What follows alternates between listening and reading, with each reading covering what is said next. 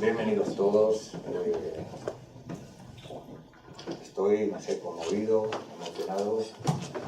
Se han dado una concurrencia de circunstancias que todo esto me desborda. Afortunadamente en mi casa, que es el templo, y muchos hermanos, personas. Quisiera agradecer a todos uno por uno. Pero como dice él, todo esto me desborda. Yo no soy una eminencia, un especialista. Solamente recojo las palabras de hace poco cuando han dicho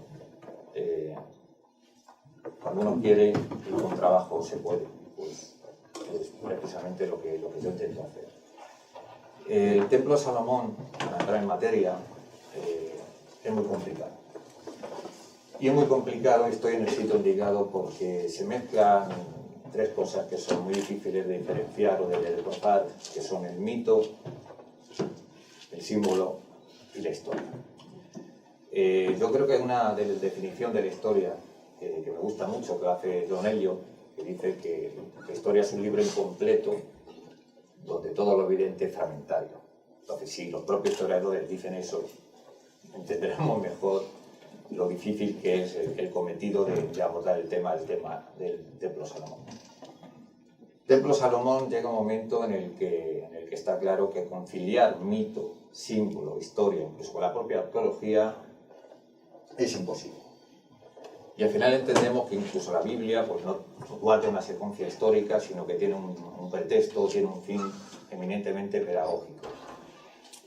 Cuando te hablaba con Piñeiro, entonces absolutamente tengo amigos que sí son grandes especialistas, con los que uno puede consultar de manera inmediata. Y él me hablaba de, por ejemplo, que el propio personaje Salomón o ciertas cosas que se han contado en el templo, pues realmente están cogidas casi con pinzas.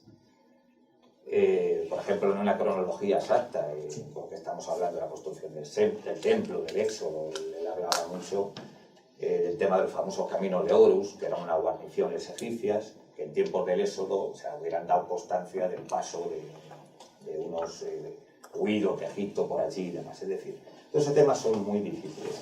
Si a todo eso unimos una cosa que la complica, lo que yo entiendo como es el padre de la masonería, porque la masonería tiene unas raíces cristianas, que esto también es muy desconocido, que es Beda el Venerable. Beda el Venerable, que es el padre de la historia de Inglaterra, es el que viene a complicar más todo esto el tema del Templo Salomón, porque él es el que toda esta prefiguración de un Templo Salomón, que es eminentemente simbólico, él utiliza el simbolismo de los primeros padres de la Iglesia, algunos elementos de la cábala y su propio método personal. Sus continuadores son Rábano Mauro, Estrabón, Tertullio de Job, son los que finalmente acaban en una figura que aparece por los cistercienses, que es el Magister Carmentarius, que es una especie de mano obra laica. De la reforma insurgense se necesitaba obra de mano laica, y es el primer precedente de lo que viene a ser la masonería. Para complicar más el tema, cuando me hablan de la famosa mesa, si existe o no existe, es que claro, ni siquiera podemos decir, muchos amigos míos, escritores, cuando hablaban de la mesa, que era un objeto ceremonial donde el sumo sacerdote, una vez al año, durante el día de la expiación, se metía en el lugar más sacrosanto, que era el debir, y él sobre esa mesa o ese objeto hacía una fórmula sagrada, que era el semisemáforal, se llamaba, que era como una especie de fórmula que reordenaba el universo, el nombre secreto de Dios. Bueno, pues eso no se concilia con lo que tenemos de verdad, de datos contrastados y comparados, porque realmente ni el sacerdote, no había ninguna mesa de interior del debir. O sea, en un principio era el arca, que era lo que es el propiciatorio, donde derramaba, ungía él. Luego más tarde, cuando eso desaparece, es una simple piedra, una roca, la ven a Setillá. Es decir, ahí no había mesa ni ningún tipo de objeto que se pueda parecer a una mesa. Sí sabemos un objeto que es la mesa de los panes de la presencia, que estaba inmediatamente en el lugar anterior del debir, que adquiere unas connotaciones mágicas, que es donde se supone que viene toda esta leyenda de una mesa que luego llega a Toledo, que es el objeto de mi investigación. Pero detrás de todo eso empiezo a hilvanar una serie de concurrencias y de circunstancias que empiezo a profundizar y veo que hay otra cosa que es realmente una fórmula de entronización antigua, principalmente heredada del mundo egipcio, que es realmente cómo se entroniza o cómo se unge a los reyes sacerdotes. Entonces, para eso se hacía una especie de horóscopo, que era lo que tenía el pronóstico del reino, el signo estelar del rey, y eso viene en los textos ceremoniales de la corte egipcia, y eso es similar a la profecía de Natán, que era la designación por la que Sadoc unge a Salomón como el rey sacerdote. Entonces, lo que sí está, por eso más tarde muchos exégetas lo que hacen es relacionar todos los elementos del sumo sacerdote y todos los elementos adyacentes al debir, pues de alguna manera comparándolos con lo que es el templo celestial. Vamos ahora a lo que es lo que le gusta mucho a la gente, más que profundizar en aspectos simbólicos y tal, porque hay gente un poquito a lo mejor más heterogéneo, es el tema de la mesa como un enigma histórico que todos sabemos aquí y a todos nos gustan, especialmente a mí. Se supone, y esto sí está datado, que las tropas de Tito en el año 70 arrasan el templo y se llevan una serie de botín, que es el famoso tesoro de Salomón, se le llama así. Había una viña de oro, había muchos elementos, era un tesoro fabuloso y de hecho el precio del oro cae en todo el Oriente Medio, eso sí es verdad. No se describe exactamente una mesa, pero sí se sabe que es un tesoro fabuloso, la menorá, la viña de oro, etcétera, etcétera. Ese tesoro queda depositado en lo que es el templo de Júpiter Capitolino o el templo de Atlas Judaica que estaba en Roma. Más adelante, las tropas de los godos, Alarico, invade Roma, lo que hace es un saqueo de todo ese botín y a partir de ahí, pues, la gente un poco de alguna manera ha ido con espíritu de síntesis, pero suceden muchas cosas con ese tesoro. Suceden muchas cosas porque el propio Alarico muere de malaria, es enterrado en el café seco del río Buseta. Se supone que dentro, porque ellos se enterraban con sus ajuares, pudieron quedar elementos procedentes del tesoro del templo de Salomón. Más tarde, una serie de peripecias, que no vamos a pararnos en ella, ante la presión de los francos, se van perdiendo parte del tesoro, otras se recuperan, por ejemplo, cuando los suevos, que habían explotado las minas de oro en el noroeste, se incorporan al mundo visigodo. ¿Qué tenía de particular este tesoro visigodo? ¿Por qué era tan especial el tesoro visigodo? Porque era el tesoro que legitimaba la monarquía visigoda. Quien tenía la propiedad del tesoro era, digamos que era un continuador de aquella ceremonia de los textos ceremoniales que hemos relatado, donde se describía pues, el destino estelar del rey. ¿Por qué? Porque esos objetos conferían la dignidad del rey sacerdote. Una de las constataciones que tenemos más exactamente, que podamos comprobar históricamente que esto es así, es que los visigodos tenían una ceremonia muy desconocida que era la ceremonia Liber Ordinum, que era una ceremonia que era muy estricta, y a través de esa ceremonia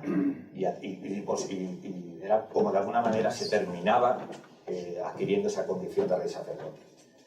Y de hecho en esos climaterios o limones o cajas donde se depositaba el óleo santo, donde se ungía, en esos siempre aparece representada la escena cuando Sadoc y la profecía de Natán designan a Salomón.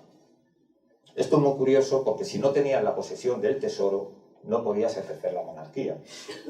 ¿Y qué pasa en un momento dado? Que, por ejemplo, hay una anécdota, se revela una de las ciudades, que es Córdoba, y uno de los reyes visigodos pierde la posesión del tesoro y automáticamente pierde la legitimación. Hay dos vertientes de cómo llega a Toledo. Lo vamos a meter directamente en lo puramente histórico. Hay dos vertientes que, una, digamos que tienen connotaciones fabulosas. Se dice que un rey hispano, el mítico rey hispano, ayuda a Nabucodonosor, y a través de él no solamente vienen los primeros judíos que se asientan en la península, sino que se traen pues, lo que es entre el botín una famosa mesa que procedía del templo de Salomón, también un caldero de perlas que luego se recupera, cierto, como le pasó a un árabe que se encuentra en Mérida, Pero realmente, como he dicho, lo que sí sabemos es que sí es cierto que llega un objeto, Procopio de Cesarea lo dice.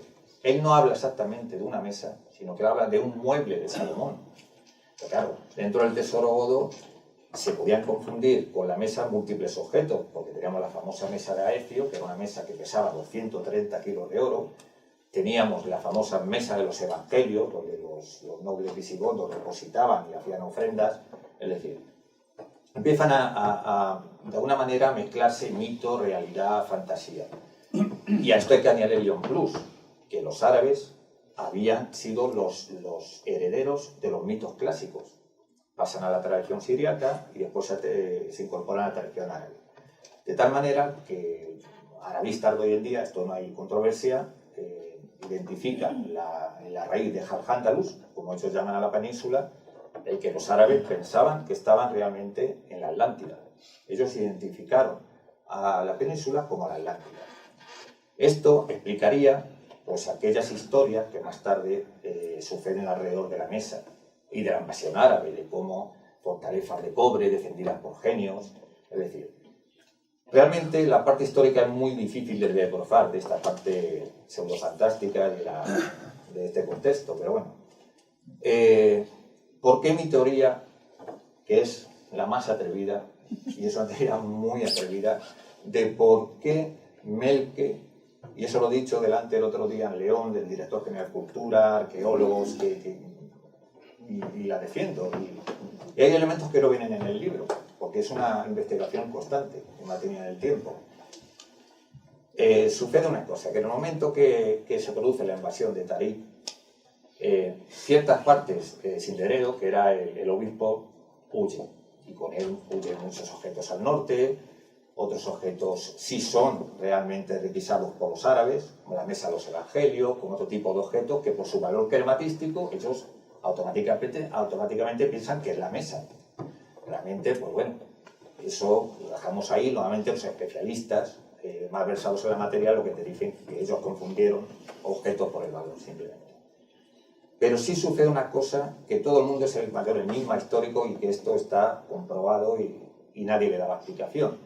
¿Por qué en Guarrazar, famoso tesoro de Guarrazar, que es Guadamur, que está 8 kilómetros en la dirección sudoeste, dirección Montes de Toledo, anacrónicamente, si ya se sabía de la invasión árabe, si ya se sabía que habían perdido el reino, ¿por qué aparece ahí? Y hasta hoy en día no se le daba una explicación, digamos, saludable para todo el mundo. Bueno, pues tiene una doble explicación. Una, que lógicamente ese tesoro legitimaba la monarquía, tenía que estar cerca de la urbe regia. Dos, el estado visigodo por entonces estaba fuertemente centralizado, y los únicos tres, digamos, territorios que quedaban libres, que eran Mérida, Écija y Córdoba, son los que se eligen como huida, y realmente ahí encontramos dirección Guarrazar, dirección Melque, lo que es una antigua vía romana, la vieja Alcobendas, y ellos lo dejan ahí. Lo que no da tiempo en un momento dado es a improvisar un nuevo rey, a improvisar esa ceremonia de liber ordine que legitimara a ese nuevo rey, pero claro, ellos no contaban con que los árabes se iban a quedar con el reino una vez invadido. Ellos lo que contaban era que el clan de Gitifa, que había apoyado la invasión, iba a ser restituido en el poder, y no fue así. Entonces ellos prudentemente salían con el poder, reciben 3.000 fincas, reciben, bueno, en fin, se llegan a casar, todo, pero realmente el tesoro queda ahí de manera per secula seculorum, no, pero porque luego aparecen en 1858.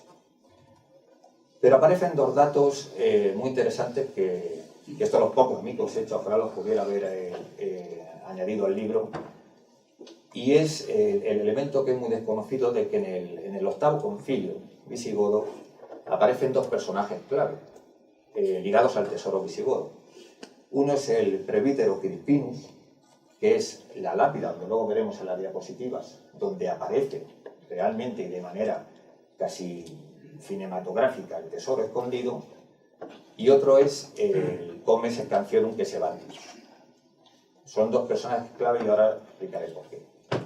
También hay un elemento muy importante de ese concilio, que era, se llega a una determinación que es clave también, que es que el tesoro ya no es propiedad del rey, porque eso daba muchos problemas, sino que llega a ser propiedad del patrimonio, ¿sí? Es del reino, no es del rey. En un momento dado, siempre una de las crónicas que se pierden, digamos que es la que tiene más veracidad histórica relacionada con el tesoro visigodo, o con la mesa Salomón más específicamente, es que siempre lo situaban donde efectivamente aparece el tesoro Guarrafal y donde a 16 kilómetros más allá está Santa María de Melque.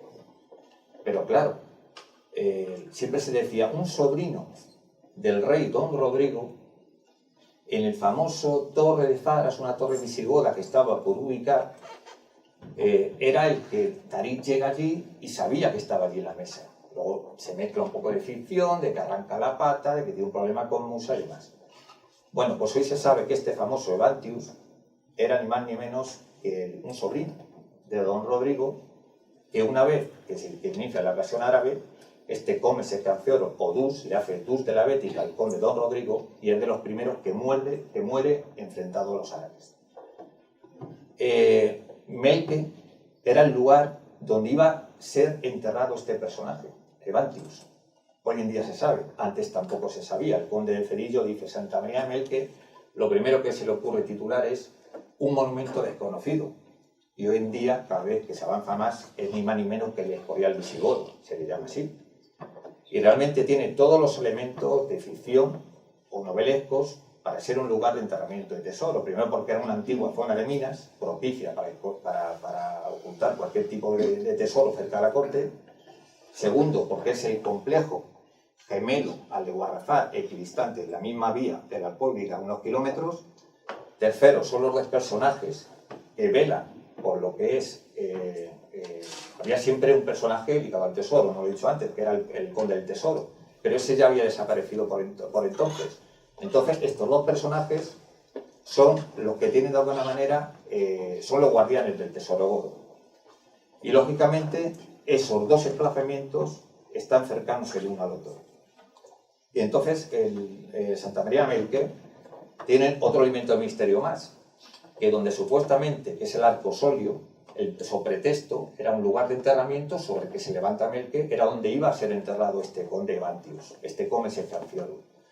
Al morir, es muy probable que ese arco solio, que da entrada a una especie de silo, que se comunica con el famoso castillo de Montalbán, que es un castillo que posteriormente con Melque pasa a ser la tercera bailía de templaria de Montalbán, donde ni más ni menos que el famoso Cooper, que era el mayor especialista de la época, cuando vino a estudiar aquí todo el tema de los castillos medievales, no les voy a aburrir con el dictamen científico, técnico, arqueológico, histórico que hace, pero que más o menos, para que todos nos entendamos, llega a decir, y por estos elementos todos anacrónicos, es el único castillo que no puedo explicar, porque como no existen templarios, lo dice de una manera coloquial, ni hay archivos de donde tirar, lo único que puedo lucubrar es que es un lugar propicio para que ellos, si realmente tuvieron secretos, él dice, o aventura, que se pudieran haber iniciado allí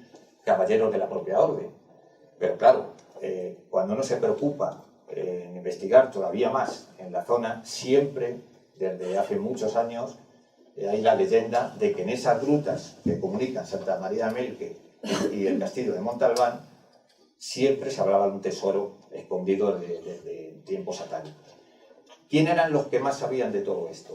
Los que más sabían de todo esto, sin duda alguna, eran los de la corte de Felipe II. Felipe II era el continuador de toda esta legitimación de los reyes de Jerusalén. Él tenía la condición de rey de Jerusalén. Y él sabía que ese tesoro, de alguna manera, legitimaba, porque ellos estaban convencidos de todo ello. Y claro, ¿qué personaje es el que de alguna manera apunta o pone el dedo señalador en Guarrafal y Melque? Pues es un personaje como Juan de Carrión. Juan de Carrión es un amigo íntimo del arquitecto Herrera, que lo que hace es pide una especie de licencia, para que nos entendamos, para poder, textualmente, excavar y buscar tesoros y otras cosas en la zona realmente de la que estamos hablando. Ellos ya disponían información. y sabían que era la zona donde seguramente estaban depositados todo el túmulo secreto.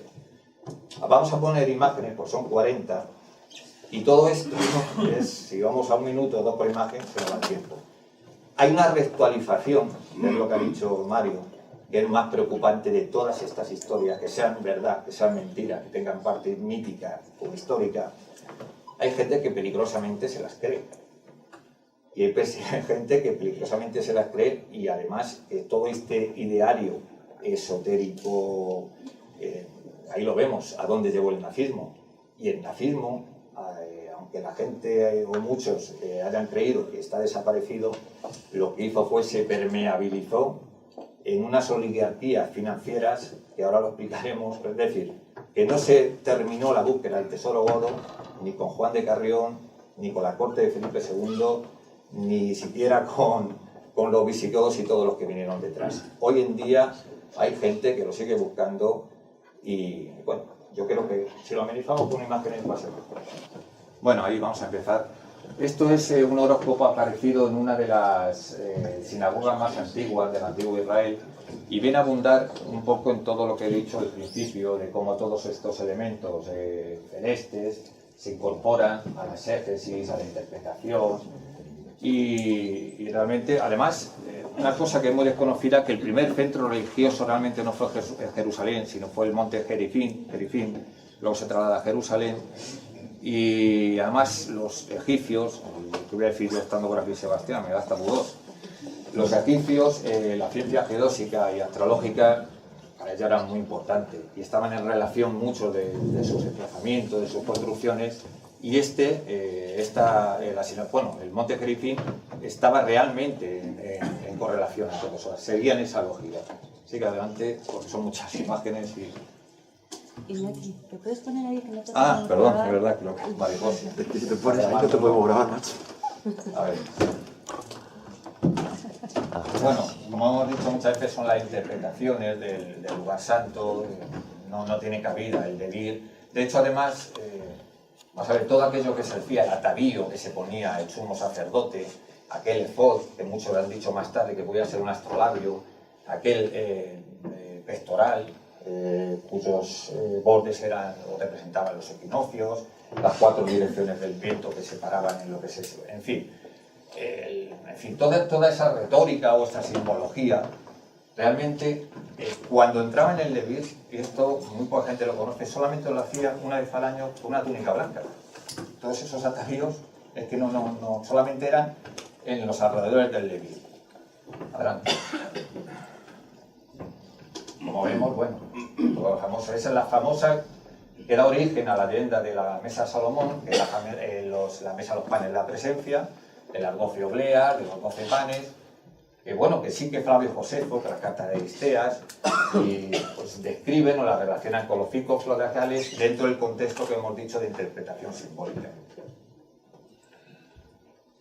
Esto es una acuarela, a mí me parece muy sugerente, no deja de ser una aproximación que hace un pintor, y puede tener un sentido porque de hecho guarda concomitancia con la famosa lápida de Arjona, que muchos de ustedes, si les interesa el tema, ya han oído hablar, que aparece en Jaén, y bueno, esto puede aproximarse a por qué los árabes cuando describían ciertas crónicas que habían descubierto la mesa de Salomón, hablaban de 365 patas, es decir, lógicamente una por cada día, y es muy presumible, dentro del contexto de esta ceremonia de la profecía de Natán, idéntica a los textos ceremoniales de la corte egipcia, que el horóscopo sí pudo realizarse sobre la mesa.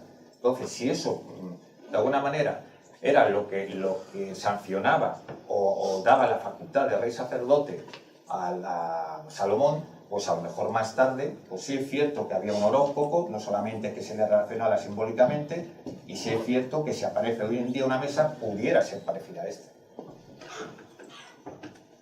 Este es el famoso Beda el Venerable, el padre de la historia de Inglaterra, y es el que realmente, el sentido de que muchos de los que se llaman masones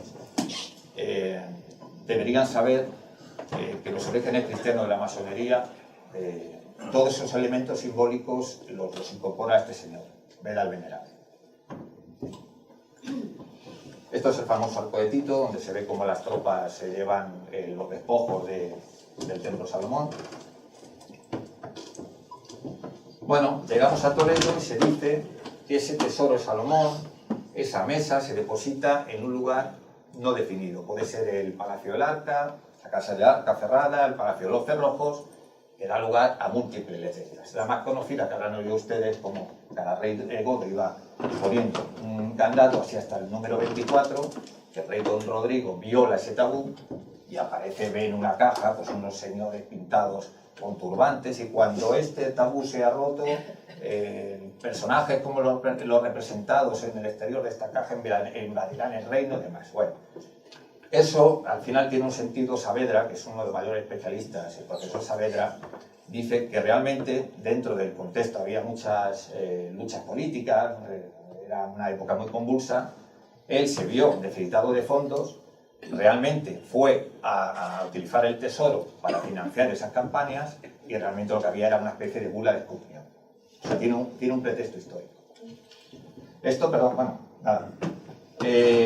Lo que se identifica como Cueva de Hércules, que es muy ensoñadora en Toledo, hay tres escenarios. Uno es este, que no deja de ser la antigua iglesia de San Ginés, que al final no es ni más ni menos que el final de la traída de agua de la alcantarilla, que daba servicio a la guarnición romana que estaba allí. O sea, todo lo demás son aditamentos fantásticos de la literatura.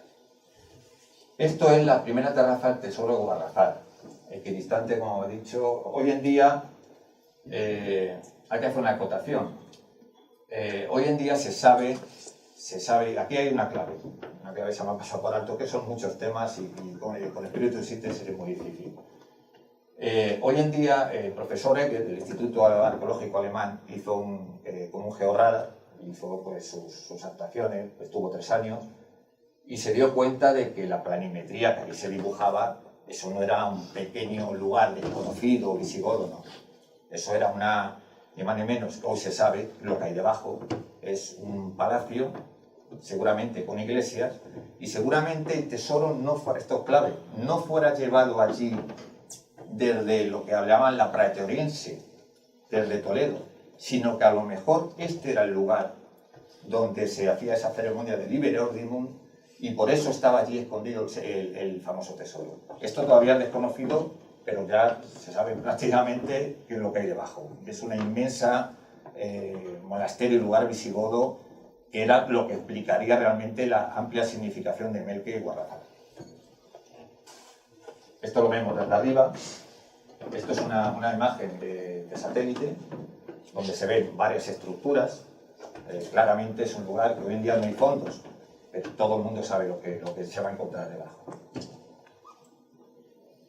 Esto es la famosa lápida de Pifarra del Presbítero Crispinus, personaje clave del octavo concilio, que es donde la historia del tesoro de Guadalajara es para escribir otro libro de novela. Porque claro, este personaje estaba enterrado en una especie de capilla del cementerio, una especie de cementerio del lugar visigodo. Aparece el tesoro en 2 cajas cerradas. Unos labriegos dicen que brilla y entonces lo descubren, malvenden el tesoro. ¿Y qué es lo que ocurre con ese tesoro? Al final, más o menos se recupera, pero una cosa que es muy desconocida y quiero que se la guarden porque es clave, es la siguiente.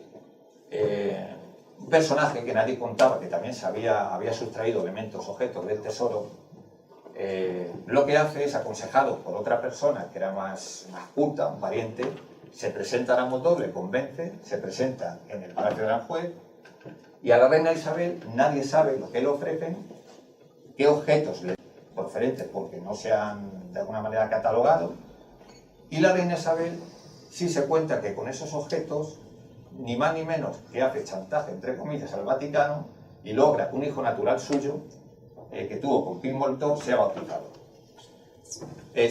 La gente del lugar habla de palomas de oro, que son como vasos eucarísticos que desaparecen con el Concilio de Trento, y lo que hablaban en aquella época seguramente fueran las crismeras donde estaban precisamente los aceites, que eran los que se ungían y se determinaba la condición de rey sacerdote. Claro, eso era un elemento clave. Imposición determinada. que ahora avanzaremos y llegaremos a ello, del intento de resurrección del Sacro Imperio Germánico, esto en poder del Vaticano era otro, cualquier cosa que le pidieran. Esto es Melque. Para el que no lo conozca, está en San Martín de Montalbán, un pueblo que está a 46 kilómetros de Toledo, creo que son, y esto es una foto tomada por mí, entre otras muchas. Ahora realmente hay un centro de interpretación y lo que vemos es esto. Es una iglesia, pero ahora vamos a ver una reproducción, porque siempre se creyó que esto era lo que existía. Por eso no le habían tanta importancia. Se pensó que era una iglesia aparecida, con el conde de Cerillo, incluso entran por el techo, aquello llegó a ser un corral, luego sí, luego un monumento nacional, pero si ahora avanzamos, vamos a ver lo que era realmente. Bueno, esta es una Virgen Negra desaparecida de Santa María del Melque, que estuvo realmente en Santa María del Melque, tiene una granada en la mano, a ver que le guste la simbología, ese elemento que dejo ahí, al albur de su... Esto ya es una imagen antigua, recuperada de este famoso arcosolio, que sobre pretexto de este arcosolio era por lo que se levanta todo el complejo. Y antes no se sabía qué personaje era el que estaba ahí enterrado, pero el personaje al cual estaba destinado, hoy en día se sabe que es el Comes Escarcero Evantio. Claro, lógicamente era el famoso sobrino de don Rodrigo que muere en la batalla y que tenía en ese momento la custodia del tesoro. Qué curioso que además este arcosolio añade elementos novelescos porque da lugar a un silo, ahora lo veremos, entras por aquí y realmente es una zona de grutas naturales que se intercomunican muy presuntamente con el famoso Castillo de Montalbán. O sea, un lugar indicado para guardar, igual que aparece en Guadalajara. Estos ya son los silos, que son de época califal, no son exactamente pero bueno, estamos viendo que los silos comunican realmente con lo que son grutas naturales. Esto es la reproducción que hoy en día en el centro de interpretación que se hace en Melque. Esto es lo que hubo de ser. O sea, como estamos viendo, no es un lugar aislado, un lugar que estaba allí en los montes de Toledo, como Guarrafat, igual que hoy se sabe que lo que es Guarrafat hubo de ser un complejo palaciego impresionante. Melque, hoy en día, esta es la reproducción, hubo de llamarse, que se llama el Escorial Visigodo. Realmente también hay una cosa que no hay que perderla de vista. En un momento dado, los reyes quitan poder al metropolitano y de alguna manera lo dan a los obispos. Y los obispos que estaban en suburbia toledana, es decir, en las afueras toledanas. Y realmente la custodia del tesoro estaba en estos lugares. En Funtomelque, todo eso más adelante. Estos son planos. Como vemos, es la famosa vía Puebla, lo que hemos dicho antes, que era lo que comunicaba con la Meritense, o sea, con Mérida, que era la única vía de salida donde estaban los cuarteles del rey don Rodrigo. Y además vemos un montón de minas, llamaban la vía del plomo. También pudiera ser que cualquiera de esas minas era un lugar propicio para esconder cualquier tipo de objeto vinculado a la región.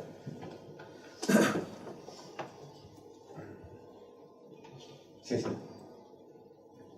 Bueno, estas son las ceremonias. Voy a añadir un elemento pseudo-novelesco, pero que yo lo dejo, como me gusta mucho en soñar, como digo yo, pues lo dejo también. Y es que, vamos a ver, ¿quién es los descendientes, que esto también es muy desconocido, del famoso rey del clan de Quitiza? Los descendientes del clan de Quitiza, que son los que se quedan con toda, una vez producida la invasión árabe, los que se señorean todo este lugar, ahí no entra nadie. O sea, ellos todavía preservan este lugar. Son los famosos que todos vemos, yo creo que yo sí lo veo, que es una serie, la de Isabel, la serie Isabel, los almirantes de Castilla, los Mendoza, los Pacheco, son los descendientes de Quitiza, que esto me sorprendió este dato. Y llega un momento en el que ellos había una especie de ceremonia que eran las regalías, que eran como una especie de ajuar, se entregaba simbólicamente ciertos objetos ceremoniales en las bodas. Y la madre de Fernando Aragón, que era Juana Enríquez, era descendiente, vamos, eso era reconocido, de la famosa paloma, es decir, de origen judeo-converso. Y, perdón, judeo-converso no, que no había aparecido, de orígenes judíos. Y ese famoso collar de balajes, que tradicionalmente venían y estaban en posesión de todos estos almirantes de Castilla, que son los que se unen a este lugar, una de las piedras de ese collar de Balajes, cuando se hizo un estudio, venía del área querosena, es decir, de lo que se identifica hoy en día con las míticas tierras de Ofir, donde Salomón enviaba sus naves. Entonces siempre digo de dónde apareció esa piedra del famoso collar de Balajes, en posesión de los almirantes de Castilla, descendientes del clan de Litiza, que siempre tuvieron el señorío de este lugar. Yo lo dejo ahí. Estos no son los famosos personajes, un personaje de la corte palatina, los virigustes, los comes canciorum, que son los coperos, para que nos entendamos. Que el famoso Bantium era un comes canciorum como muchos personajes principales. Bueno, aquí lo vemos claramente, Santa María de Melque y el castillo de Montalbán. Equidistantes, y bueno, luego, claro, hay que decir que la puerta tanto San Martín de Montalbán como la Puebla de Montalbán son posteriores. Por eso Cooper abunda en que no señorea en ningún lugar, los caminos solo llegan a él, las puertas son anacrónicas porque no son funcionales, porque el caballero tiene que descabalgar, en fin. Y realmente lo que se sabe hoy en día es que están interconectadas todas estas zonas. Eso ya no puedo creerlo.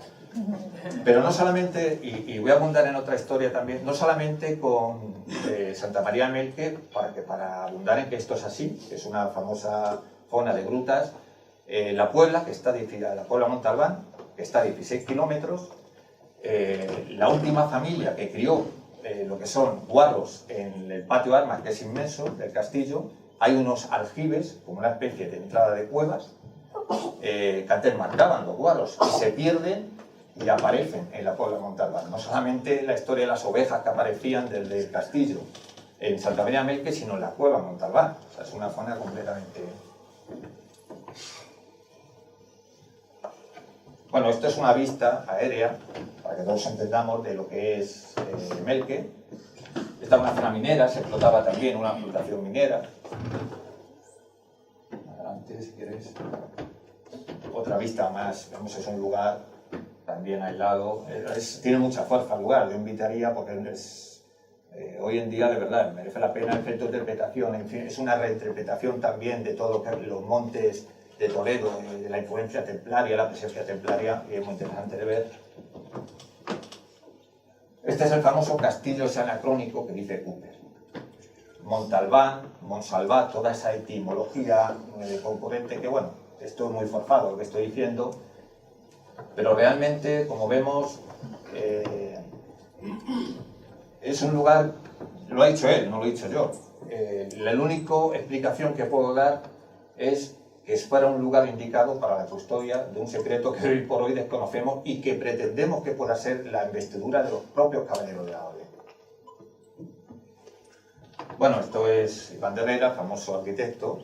Recupero el tema de Juan de Carrión, cómo se preocupan por hacer indagaciones a través de la presencia de los montes de Toledo, en busca de esos tesoros míticos que ellos pretendían que también estaban allí. Bueno, esto yo creo que está casi de moda, que es el famoso cáliz de Doña Urraca, de León. Bueno, pues en el libro toco muchos temas colaterales, que tiene sentido en el libro, lógicamente, no voy a profundizar ahora. El tema del grial es muy controvertido, ya no meteríamos en camisa a los Guevaras. ¿Qué tienen de particular? Que luego lo veremos, el Santo Cáliz, lo que llaman ahora el grial de Doña Urraca. Pues más o menos que sí, que tienen la morfología, la época, se contextualiza realmente un objeto donde pudo celebrarse la Pascua judía. Este objeto parece ser que Fernando el Grande, por haber hecho una entrega de víveres a Egipto, lo recibe vía Egipto y parece ser que procedía del Santo Sepulcro. Eso es la teoría que unos estudiosos de León dicen que puede ser el Santo Cáliz, pero bueno. Que sea el grial, también hay que hacer una diferencia en qué entendemos por grial, porque claro, luego ahí ya nos perdemos también en que hay una especie de mitología céltico-nórdica, de fin, ahí no vamos a entrar en ello. Si quieres contamos. Este es el Santo Cáliz de Valencia, Siguiente, sí, porque si no nos perdemos. Bueno, esto ya es un tema que sí quiero tocar, de quién hoy en día Jabalois, que es un historiador bastante serio, él profundiza en Narbona, en la zona de la Septimania, y él empieza a descubrir lo que es en archivos y en una serie de documentos que estaban ahí semi-perdidos, pues en un congreso medieval, pues empiezan a reunir una serie de datos, y este es Abraham Ibn Daud. Abraham Ibn Daud es el autor del Sefer HaKabbalah, el libro de la tradición, donde habla de toda esa mitología de reyes de Israel que han quedado en la continuación de la monarquía hebraica. Él identifica ni más ni menos a este personaje con Flegenatis. Es decir, cuando el famoso ciclo del Grial se decía que había un personaje que en Toledo sabía perfectamente toda la verdad del Grial, se dice que Flegenatis, un personaje que es como del linaje de Salomón. Pues este historiador, un historiador bastante concienzudo, bastante serio y respetado, dice que este autor, él lo identifica con la verdadera historia del Grial. La verdadera historia del Grial, no sé si vamos bien de tiempo, 15 minutos. El consenso que hoy en día apuntan y que van descubriendo claves es que la zona de Narbona, entre Cataluña y lo que es el sur de Francia, hubo una especie de expedición marítima o monopolio judío, que estos de Coneja le llamaban el reino de los judíos. Decían que había un rey judío, y esa zona había una fuerte presencia judía, y mucho antes que los templarios ellos tenían el monopolio comercial de muchas rutas comerciales. Y en un momento dado, en 749, Pipino el Breve le abren las puertas a los judíos de Narbona, él les otorga la capitalidad, y ellos en correspondencia lo que le hacen es, le dan la facultad de ser los continuadores de los reyes de David, del linaje de los ungidos. Para abundar en este tema, ellos escriben al califa de Bagdad y hacen venir a un príncipe judío que es el Nasim Makir. Makir, que muda el nombre de Teodorico, casa con Auda Martel, que es la hermana de Pipino el Breve, y nace un linaje que ya sí entronca con Salomón, con lo que es el linaje davídico-salomónico, que son los David o Tutturus. De este germen, de esta unión, viene toda lo que es la nobleza, casi toda la nobleza europea, incluso nuestra propia monarquía. Y esto es muy desconocido, y toda esta trama es la que dice él, que el tren de Troyes, cuando baja con Luis VII de Francia a la famosa cruzada albigense, se da cuenta de toda esta historia, la descubre allí, y realmente muchos historiadores que dicen que lo que es el ciclo del Grial ya no deja de ser tanto ciclo, porque están todos los personajes identificados en esta historia. Bueno, este es un personaje del arpa, también muy desconocido, la famosa dama de los Montes de Toledo, que aparece igual cercana a Melque, una deidad sin es un lugar con mucha fuerza. Lo he puesto ahí porque yo creo que la gente le puede interesar. 15 minutos, pero tú síntesis y no más. Este es el famoso Barón de Velasco.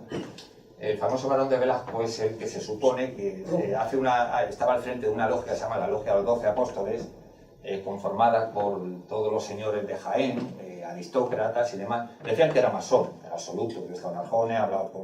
En fin, he hecho las indagaciones que tenía que hacer. He estado en la cripta del famoso Barón de Velasco.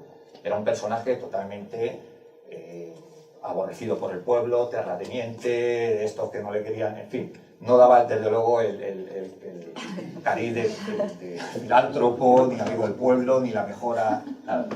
Sí tiene una historia, y es que llega un momento en el que el Papa Pío IX lo que hace es una especie de, no de bulas, sí, él condena, empieza a ver que repuntan todos estos elementos, los sacrucianos, de ideal caballeresco, nace la Golden Dawn, un montón de asociaciones secretas, en París sobre todo, y entonces él lo que intenta es conjurar que no suceda lo que ya sucedió con lo que se llama el famoso otro imperio cristiano, y lo que hace es habilita la resurrección de lo que es el Sacro Imperio Germánico a través de ciertos núcleos de la nobleza europea, una de ellas encabezada por el Barón de Velasco, y donde hacía de enlace con el Vaticano el famoso canónigo de Jaén, Muñoz de Garnica. Ellos dicen que están en posesión de una reproducción de la Mesa de Salomón que estaba realmente en esa famosa lápida o crista del Barón de Velasco, y bueno, es una hipótesis más que ahí la dejamos a... Esto me imagino que soy yo, y la famosa crista del Barón de Velasco, que es neobizantina, es preciosa, ricamente decorada, simbólicamente decorada, faltan lo que son los elementos martinistas que han desaparecido, es decir, mucha simbología, pero de otro color, digamos. Este es el famoso canónico Muñoz de Garnica, que es el enlace con las facciones vaticanas, el que realmente lo que está haciendo es habilitar otra serie de... Ellos, detrás de todo esto, que también tiene que ver mucho, como hemos visto, con elementos que aparecen en yacimientos visigodos, no solamente de Toledo, sino también los famosos papeles de Rennes le Chateau, pero siga adelante porque nos perdemos. Sí, está la famosa lápida de Arjona, no sé si la ven, dicen que es una reproducción exacta de lo que pudo ser la mesa. Ahí ya nos metemos en otro campo, vamos a reactualizar. No sé si han oído hablar de unas famosas partituras, salió en prensa hace poco, que los nazis, ante la inminencia de que van a perder la guerra, ellos escritan el paradero de los tesoros que habían expoliado, artísticos, el oro expoliado a los judíos, y entonces lo escritan en un sistema codificado musical, en unas partituras. Hasta que hoy en día un famoso cazatesoros y musicólogo, que es Leon Yeltsin, llega a decodificar este sistema y desde luego mucha veracidad le dan porque están excavando la zona de Baviera, donde indica esta partitura.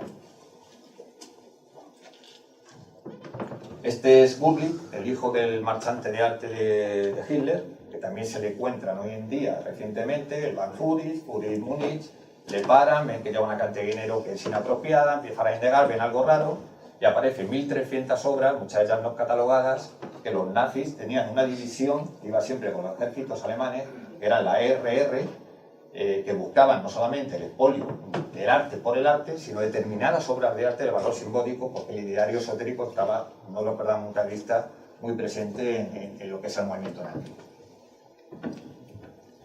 Bueno, otra es que eso es apasionante. Yo digo, la historia de por sí es más apasionante que ver la tele. Este personaje es Erich Eberle, consejero de la embajada alemana. Vivió en Toledo y murió en Toledo. Este personaje, en un momento dado se distancia del régimen nazi, vivió en el rincón que está en su casa, tengo sus archivos personales, nadie me pregunte cómo. Y este personaje, en un momento dado se distancia del régimen nazi y hay un escándalo diplomático de la época porque sufre un secuestro.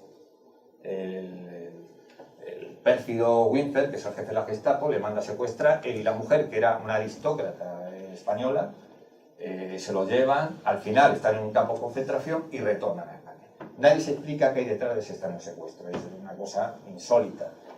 Si seguimos avanzando, tiene explicación. Estos son parte de sus papeles. Y parte de sus papeles lo recupera él, se dice que lo recupera de Baviera en el año 56. ¿Qué tienen de particular sus papeles? Sus papeles, la mayoría de sus papeles son idénticos a las partituras musicales que dicen dónde está el paradero de los tesoros. Entre ellos el Parsifal y otras obras musicales, como son marchas militares, idénticas a las que tiene Leon Yeltsin. Yo he mandado a analizar algunas a las personas, no solamente expertas en el tema musical, sino en la criptografía. Las primeras no tenían nada raro, en el momento que saltó alguna alarma, se saltaron todos los peligros. Hoy en día está la orden. Realmente lo que tenía este hombre explica el secuestro que sufrió este hombre y muy vinculado a lo que ahora veremos que la visita de Hitler no solamente a Montserrat, sino a Toledo. Esa es su valija, bueno, su valija, una maleta, entre otras muchas, entonces en la casa suya, del rincón. Está la famosa división esta de la ERR, que iban conjunta a los ejércitos alemanes. Bueno, la visita famosa de Hitler a Montserrat, donde el padre Ripoll le atiende, lógicamente, pues el único que sabía alemán, no había otro... Pero, ¿dónde llegaba el delirio de esta gente? Hay que comprender, como digo siempre, a Hitler de casi una especie de personaje literario. Su padre era el prefector del príncipe de Sajonia, perdón, el príncipe de Baviera. Claro, le imbuía mucho de la mitología germana. Entonces él de niño escuchaba esas historias, claro, y él se cree que es la reencarnación del príncipe Enrique de Sajonia. Él crea lo que son las SS, la imagen y semejanza de los caballeros teutones, y de ahí viene todo este interés por el Grial y todos estos mitos. Llegan en un momento dado en esta visita que hace a Montserrat, ni más ni menos, a decirle al padre Ripoll que si hay constancia del paso de Parsifal por Montserrat. Increíble, le deja perplejo. En esa visita que hace España, muy desconocido es que él también viene a Toledo. Viene a Toledo acompañado de un personaje clave que es Santa Olalla. Santa Olalla es el comisario general de excavaciones filonazi, reconocido.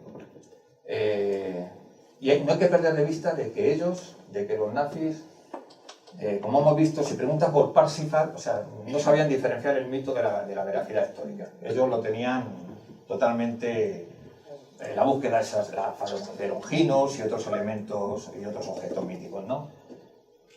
¿Por qué viene a Toledo? Y porque además es muy desconocido. Yo antes había estado en el Museo Arqueológico Nacional, no habían podido visitar un yacimiento visigodo de Castilla-Tierra porque había llovido. No sabe Santolaya cómo congraciarse con él, le da un broche visigodo del siglo VII. Pero sí, una cosa clave, ¿a quién designa Hitler para estar al frente de la búsqueda de objetos de los yacimientos visigodos en España? Al capitán Seffer. El capitán Seffer de la SS era el mismo que había estado en la expedición del Tíbet en busca de las míticas puertas de Agartha y de los reinos subterráneos. Y hay un despacho secreto que la embajada alemana remite a Sieber de todas esas actuaciones que hacen no solamente o puramente arqueológicas, es un despacho secreto en clave exotérica, para que lo quiera entender, donde le dice que realmente sí han encontrado indicios de algo ligados a un yacimiento visigodo. Esto es muy desconocido también. Ese era el interés de la visita de Hitler a Toledo. Esto es el famoso capitán Siffer en su expedición al Tíbet, que es el del fondo. El Conferni, liberador de Mussolini. Vamos acá a terminar porque se nos va a hacer muy tarde. Bueno, en definitiva, había todos hemos ido a hablar de cuando pierde la guerra, lo de la famosa red Odessa. En el Hotel Moulin Rouge se habilitan 3 zonas de huida. Una son la ruta a los conventos, donde hay implicaciones. Estos temas son muy controvertidos incluso hoy en día. Hay implicaciones del Vaticano, emite pasaportes, son asiliados muchos criminales nazis, incluso, por ejemplo, el obispo de Tui, una anécdota que decir, pero protege a un... No era mi padre. Protege a un esto es reconocido, Populi, muchos de ellos crean un complejo que se llama el complejo Sofindus, una red de empresas, un entramado donde empiezan a lavar todo ese oro obtenido de manera criminal. El testaferro es el famoso conde de Arguillo, que es el suegro de Franco, ni más ni menos, la cuenta Enrique, que estaba en Berín, en fin, ya se puede contar hasta ahí, porque ya empiezas a ver el entramado y empiezas a ver que el testaferro de la viuda de Coferni, cuando muere, sin ser extraditados todas estas redes criminales que se llamaban en España la Red Araña, protegido no solamente por el gobierno de Franco, sino por todos los gobiernos democráticos habido y por haber, hasta que, como son muy viejos, han ido muriendo, por todas esas implicaciones político-financieras que hay detrás de todo ese complejo que desaparece, no, se reconvierte en otra cosa, con grandes multinacionales químicas alemanas, y hasta tal punto que la viuda de él, en el año 96, la condesa Ilse, recibía el dinero a través de una corporación suiza de un personaje que en el IBEX 35, pues no sé en cuántos consejos directivos, y hasta ahí se puede contar. Sí. Adelante. Ya ni verdad. Ya voy a leer, pues se nos hace tarde, ya que yo me apasiono solo. Una comunicación de León Feldis, que la he hecho expresamente para hoy.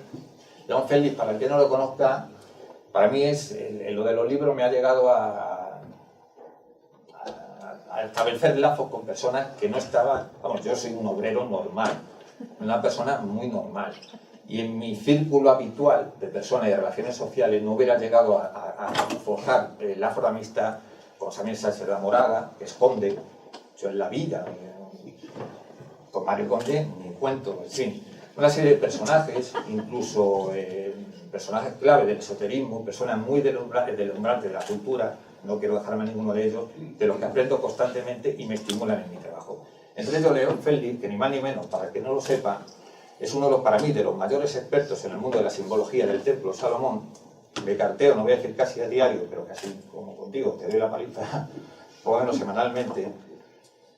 Es gran maestro adjunto honorario de la Gran Logia del Estado de Israel, es soberano, gran comendador y supremo consejo del grado 33 de Israel.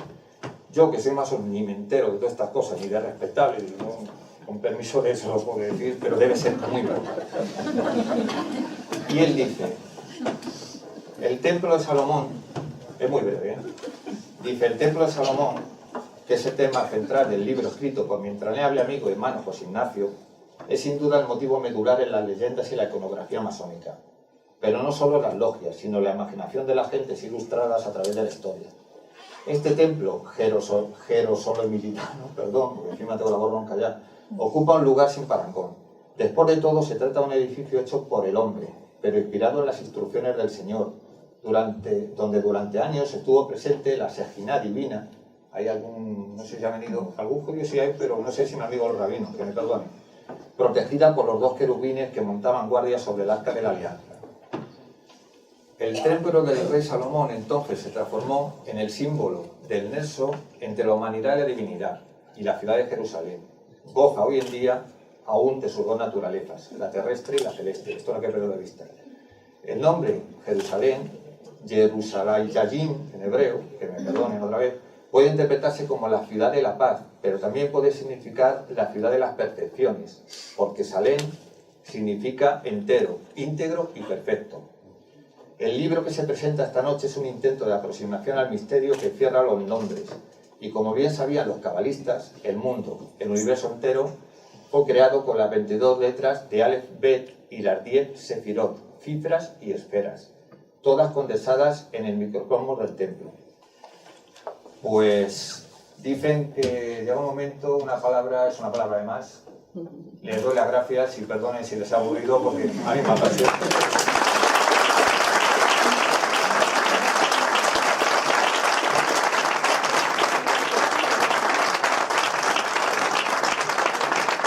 Aunque haya terminado Iñaki, abrimos un turno de preguntas. Preguntas, no es posible.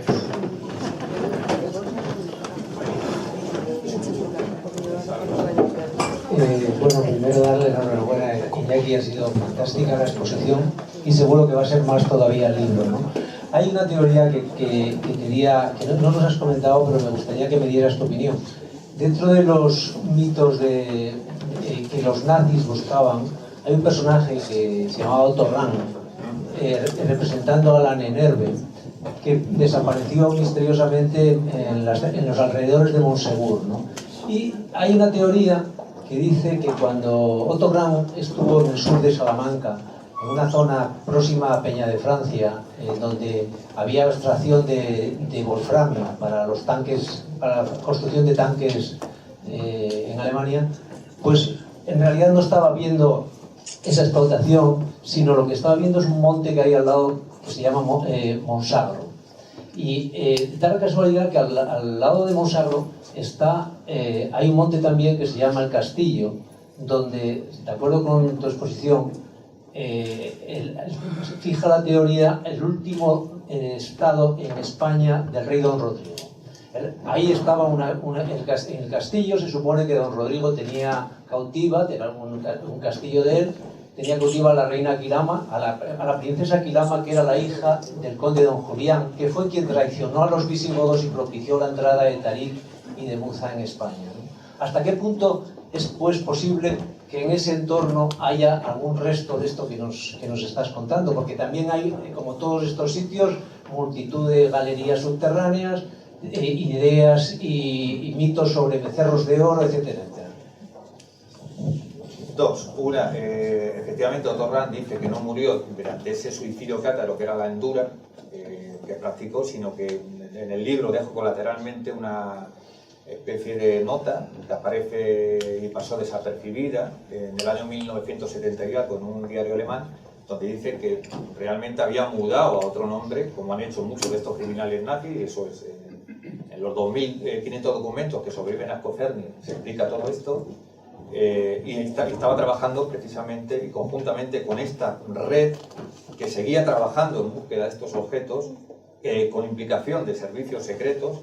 Una cosa que es muy desconocida es que uno de los mayores protectores, no solamente de la red criminal nazi, amigo íntimo de Skoferny y seguramente de Otto Rahn, si sobreviviera, era Tom Wolf, que era el cofundador del famoso Club Bilderberg. Las implicaciones llegan, fíjate hasta dónde llegan. Respecto a lo del Monte Sacro, sí, claro, hay muchas teorías de que es el norte de España, lógicamente, es la salida natural y donde pueden esconderse muchos de estos objetos, y de hecho muchos proceden de lo que es la Urregia. Pero la diferencia con esto que te digo, que no es mítica, es que el tesoro de Guarrafat sí es cierto que aparece en las cercanías de Toledo, y que sí es cierto que hoy se sabe que era por las dos razones que he puesto, porque ellos pensaban ser restituidos y realmente la única forma que tenían de legitimarse es a través de la ceremonia del Liber Ordinum y de la utilización de esos objetos ceremoniales, entre ellos una cruz que Gregorio el Grande entrega a Recaredo por su conversión al catolicismo, que esa aparece en Guarrafat. Es decir, eso no es mítica. Otra cosa es que no aparezca la mesa de Salomón, pero todo eso sí existe. Y como tú dices, o usted dice, perdón, lo de Otto Rahn y tal, lo que estoy descubriendo es que, como siempre se dice, la ficción muchas veces se queda incluso más corta que la propia historia.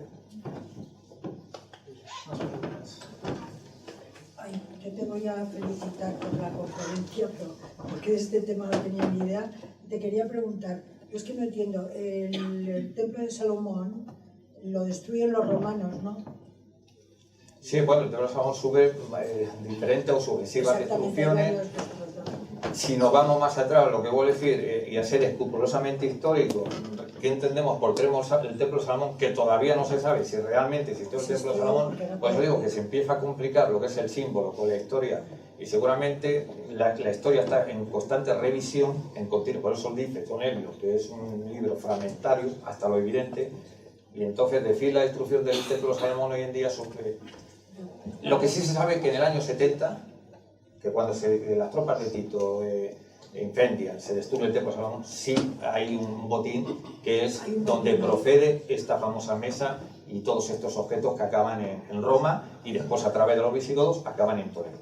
Pero esto, perdona que yo ahí, porque o sea, no sé de todo esto, ¿entiendes? Entonces, me resulta súper, o sea, porque para mí los visigodos y todos estos, los arrianos y todos los que vienen, o sea, son cristianos, pero no lo relaciono yo con el templo de Salomón. O sea, ¿por qué el origen del botín es la base de esa monarquía? ¿Esa ceremonia? Pues porque... No, la ceremonia, pero no sé, lo que me ha parecido entender o no sé, sí, es que la monarquía visigoda sí, está fundamentada o ese tesoro es parte de su fundamento. Sí, no, sobre todo que lo que hay que entender que más que el tesoro y que esos objetos es la fórmula de entronización que se hereda sobre todo de los textos ceremoniales egipcios y posiblemente de estos pueblos anteriores, que es como atribuirte o ungirte con la dignidad de rey sacerdote. Y eso solamente se podía hacer a través de una ceremonia muy precisa. Que por qué no es especulación es que los visigodos son el primer reino europeo que se anticipa 100 años a la Francia de los carolingios en hacer esa ceremonia, es porque las propias primeras que ellos utilizaban para ungir, sí, vuelvo a decir, en la representación que tienen ellos, la tienen muy clara, que es la misma ceremonia donde el sacerdote Sadoc y Natán, el profeta, habilita a Salomón como esa dignidad. O sea que entonces esa es como la unión. Vamos por aquí con otra pregunta. Hola, es muy sencillita la pregunta. En la denominación Santa María de Melqui, el tema que has abordado pues me recuerda al personaje de Melquisedec. ¿Qué me podrías decir? Sí, bueno, yo en una primera... Las etimologías, hay un buen amigo mío que es un traductor maravilloso, me acuerdo que los aprende. Hay que aprender de lo que no... Este hombre siempre dice lo de traducción, traición. O sea, traducción siempre viene forzada. Pero la que hoy en día se dijo es Balak al Mec, camino del rey, porque pasaba la cañada real segoviana. Esa fue la primera acepción que justificaba el nombre de Santa María de Melque. Luego, más tarde, sí es cierto que hubo interpretaciones esotéricas que yo mismo hice relacionadas con el círculo de Grial con ayuda de un cabalista lamentablemente fallecido, donde podía ver el famoso personaje Melquisedec, que era otro personaje clave y muy enigmático, que está presente también en la Catedral de Toledo, y había un ciclo que empezaba en Toledo y terminaba en Santa María de Melque. Esto es lo puramente esotérico. Lo histórico es que la última etimología consensuada por los especialistas es Palacio del Rey. Es Palacio del Servidor del Rey.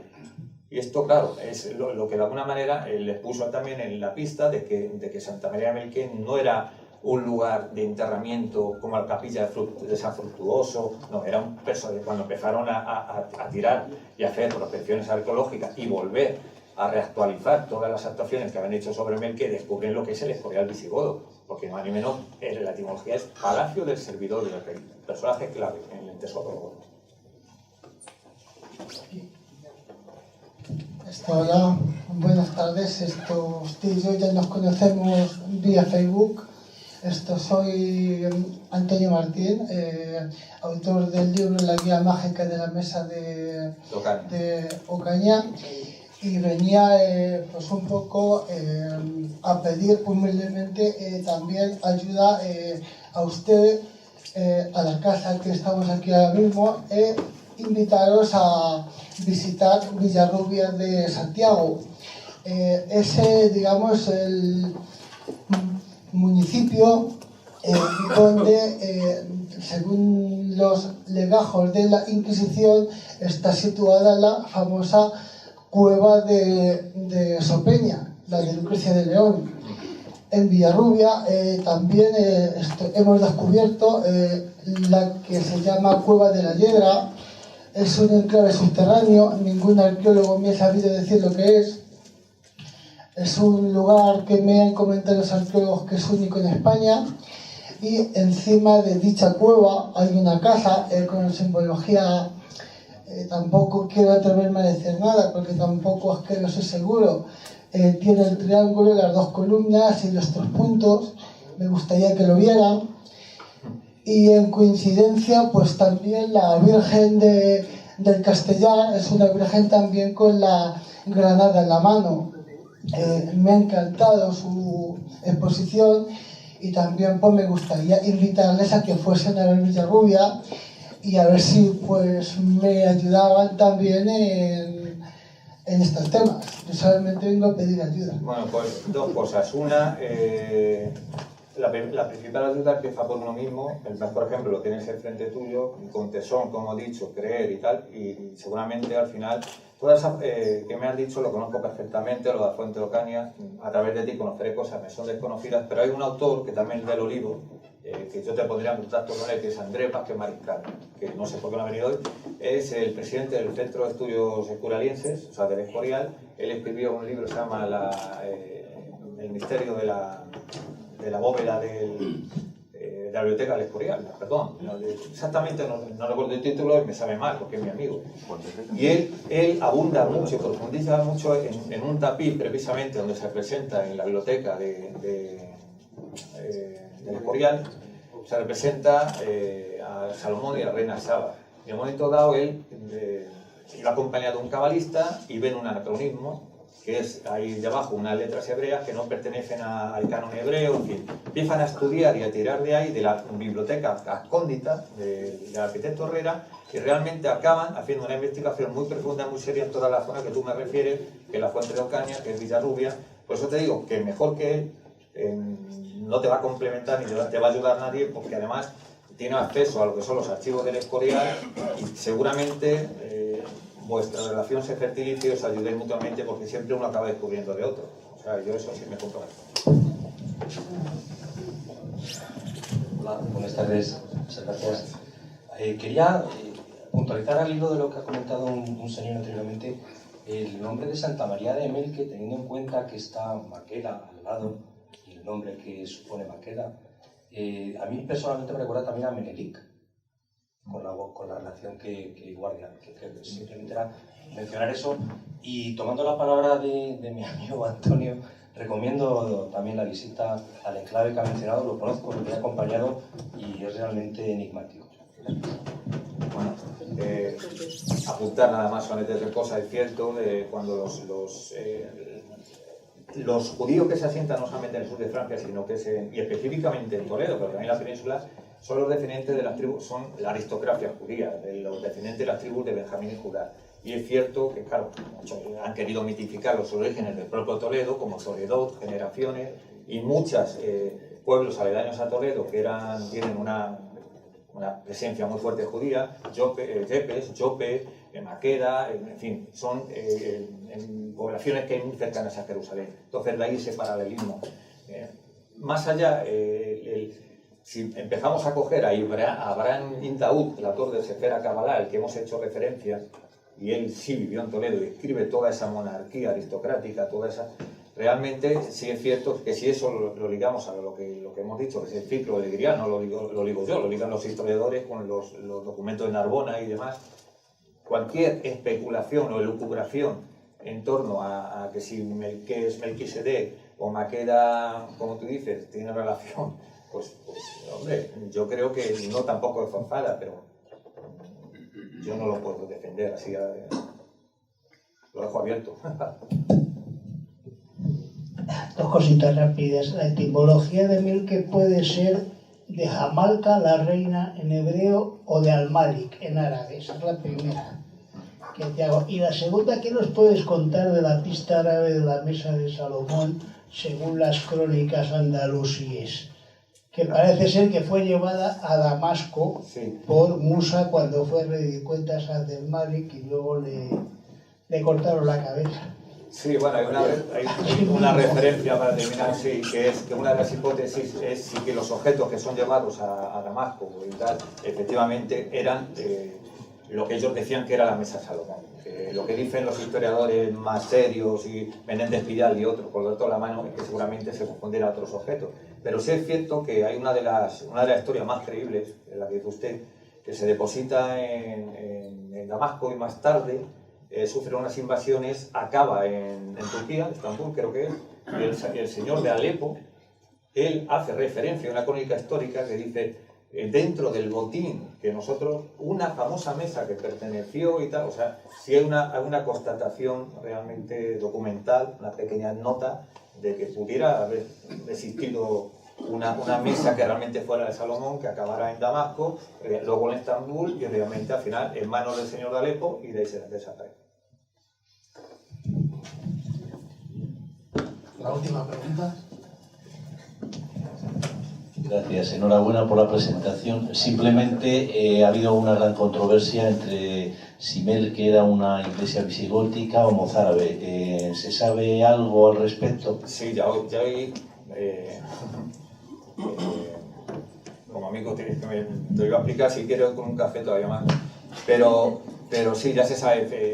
La controversia es que siempre el caballero Forera, que es la primera persona que, digamos, se pronuncia, él dice que es mozárabe. O sea, ciertamente que es posterior, pero que hubo que hacer, lógicamente, un emplazamiento anterior.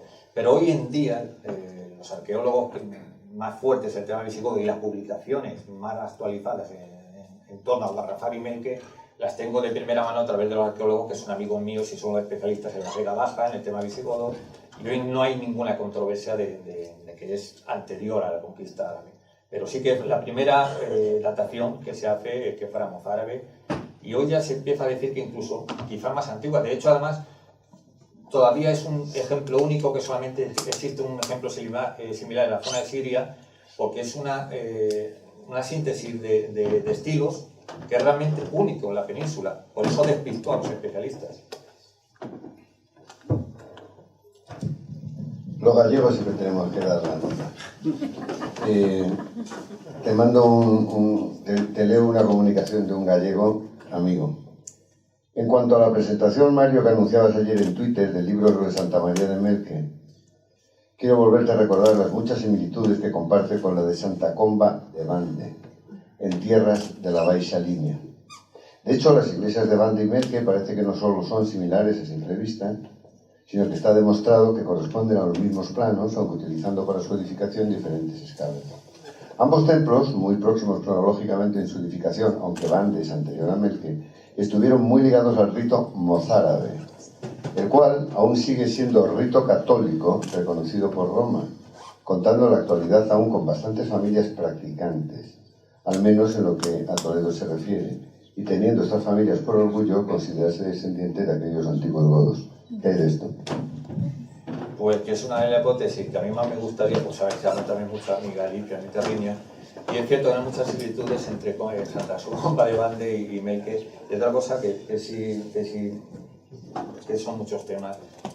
Y realmente, efectivamente, el señor de Melque, que es Alfonso VII es el que señora Melque entrega, Melque Montalbán entrega a los templarios. A través de él, es como viene a lo que es España, a aquel famoso linaje que hemos dicho, David Coutum Toulouse, porque ellos se emparentan claramente con los Borgoña, y este es el hijo de Raimundo de Borgoña, y a través de Alfonso VII, que es el hijo de Raimundo de Borgoña, viene todo este famoso linaje que, curiosamente, como voy a decir, vuelven a señorear el lugar, y más tarde Alfonso VIII hace una cosa muy curiosa, que no tiene que ver exactamente con Montalbán y Melque, pero sí que recupera una institución que tiene otros fines, que es la Rueda de los 12 Linajes, de inspiración puramente artúrica, y donde además solamente pueden formar parte de esa Rueda de los 12 Linajes los antiguos linajes godos anteriores a la conquista. Esto también nos puede aportar muchas pistas. Y hay un tema muy desconocido también, que hay un género específicamente europeo, que en el Quijote viene referido, que son los Renard de Montalbán, que bueno, habían hecho traducciones italianas, francesas, pero realmente se habla del matrimonio un poco, todo idealizado también, pero el escenario es el castillo de Montalbán, los Renard de Montalbán. Y el género se llama, curiosamente, siempre hemos dicho que la mesa pudo ser también, se dijo, como una especie de espejo, los espejos caballerescos. Y esto es directamente relacionado con Montalbán. Y que todo este linaje, mira cómo restituyen a lo que son los antiguos clanes godos, sabían perfectamente, y de interacción artúrica, Mario. O sea, esto ya es motivo de otro café, porque... ¡Largo! Vale, pues hasta aquí, muchas gracias, Iñaki, por venir.